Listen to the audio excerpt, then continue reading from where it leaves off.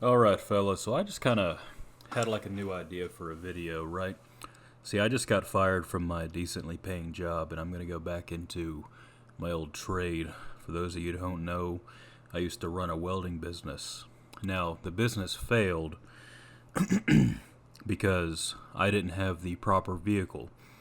I was welding out of a van. Uh, I'll post a picture up here if I can find it. But as you can see on the picture, if I uploaded it, excuse me, just ate. As you can see, it's all rusty, not very fancy looking. And I couldn't help but notice that when it comes to running a business and just kind of appeasing boomers and people with money, primarily boomers, it comes down to really just kind of looks maxing. You know, optics, very important. Now, for the customers who did hire me, they love my work, had return customers, never had a complaint. But there was admittedly a minority, but there was a small handful of times, it happened enough that it did stick with you, where I would show up, sometimes I'd travel an hour just to show up, and I would have the I can't really think of one nice way to say it. I would have the customer look at my truck, and they would mumble something and tell me. I had one guy show up. He's like, "Oh no, it's okay. I'm gonna hire somebody else." After he glanced at my truck, I keep calling it a truck. It was a van.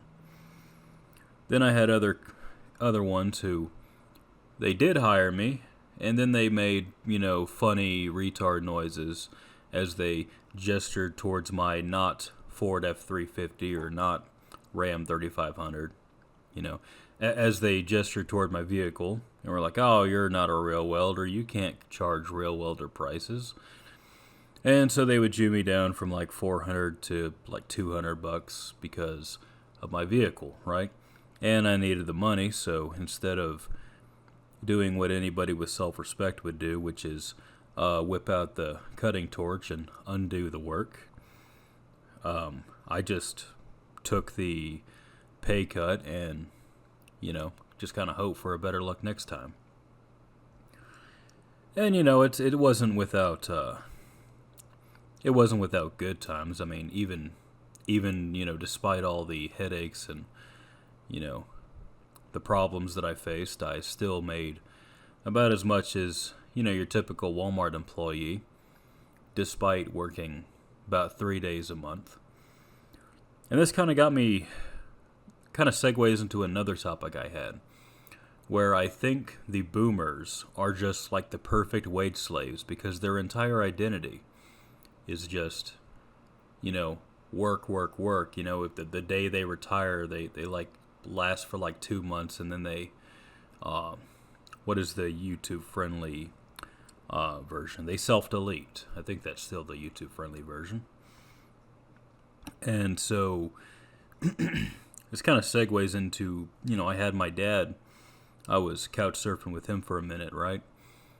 And he was going on about, "Oh, when are you gonna get a real job?" Because I just had way too much downtime, and he's just like, you know, it's not a real job unless you're spending every waking moment. Despite the fact that he ran a business and he did not spend every waking moment working, it was just like, I made more money than him in a short span of time, and so I had more downtime. Despite us having similar paychecks, I was a welder, he was a carpenter. He ran his business, I ran mine. Mine paid more, just came in smaller bursts. And, on one good month, I did actually make $10,000. That was an anomaly. That happened once. Would not expect that to happen, every day. But who knows? Maybe I have an F-350 now, and I'm about to relaunch my business, get back into it. We'll see how it works out.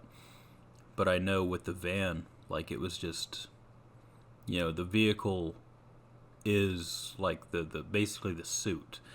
You wouldn't have a lawyer that walks into a courtroom in his underwear. You wouldn't trust that guy. No, you want the guy in the three-piece suit. Very similarly, I think I can understand, the optics of it, of why you would want the welder who, rolls up in a F-350 versus, I don't know, like a Honda, like a little Honda Accord or some cheap vehicle. That was something I did, by the way. Like my welding van died, and I had to, life goes on. Couldn't just afford to pack up and run because the truck's dead. Like, things still need doing. I still have contracts I had to do, but it did hurt my reputation a bit. Forgive me, fellas. The ADHD's not manageable. I'm working on it. But yeah, so I couldn't help but notice that, like boomers, they're just they're like religiously, like they're just very against having any free time ever. It's like if they weren't working, they wouldn't know what to do. And you not working, I don't know if it's envy or if it's just if they just can't really comprehend not wanting to spend your entire lifespan working at Walmart or whatever it is they do,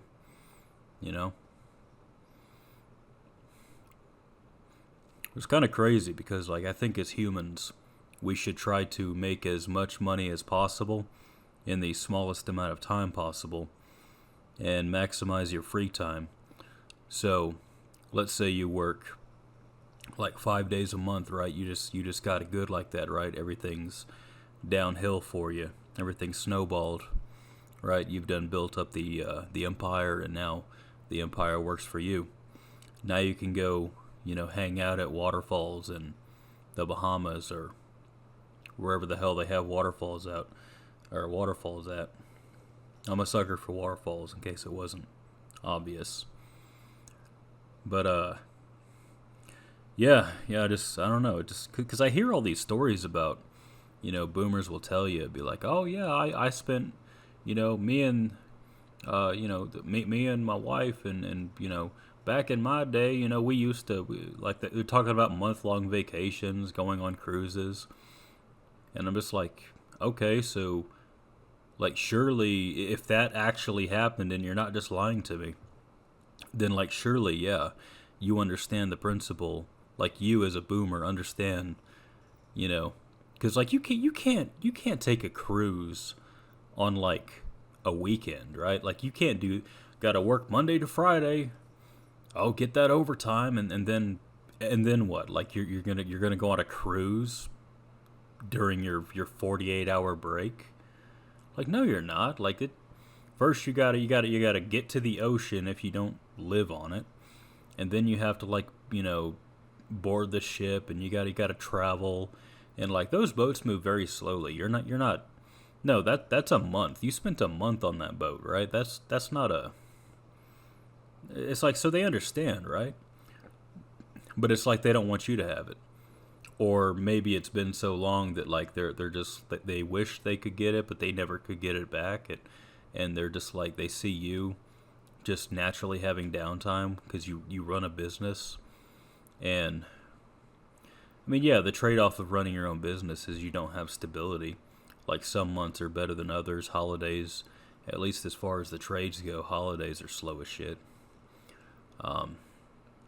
But yeah, I don't know. It's just the boomers are obsessed with work, and they just seem to have this resentment for anybody who doesn't work, right? Anybody who, like, or like, not even like doesn't work, but like resentment for anyone who has free time. That this idea that, like, you got to spend every waking moment working, or you're it's just not a real job. But it's like, bro, I made more than you.